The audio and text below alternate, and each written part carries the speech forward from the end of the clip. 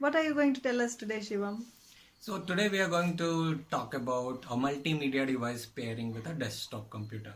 So in my home I have got a multimedia device which is a 5.1 home theater, and I've also got a dated desktop device which is this desktop computer. And I was wondering as to how can I connect this home theater to my desktop, and then I got on the Google and started searching.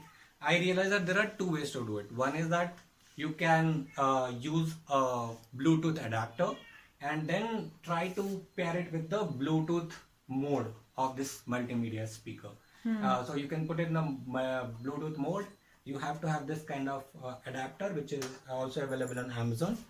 And once you are having this Bluetooth adapter, then you can search for this device on your computer, which I'll be showing later, and then you can pair it easily. That's one way of doing it. And the second way of doing it is that you have to buy this adapter cable, which is got a 3.5 mm jack on one hand, and then there are two RCA adapter cables on the other side of it. These two will be going in the input side of this multimedia device, and this port will be going here in the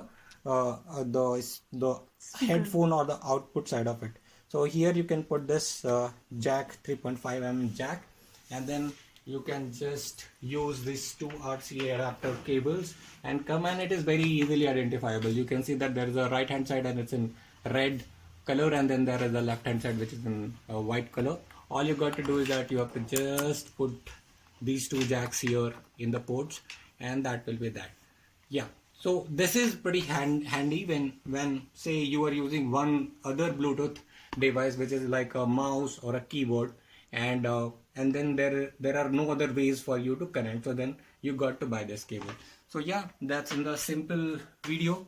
We have just discovered how can you do a pairing of this multimedia device with your desktop computer in two simple ways. Thank you so much. Thank you.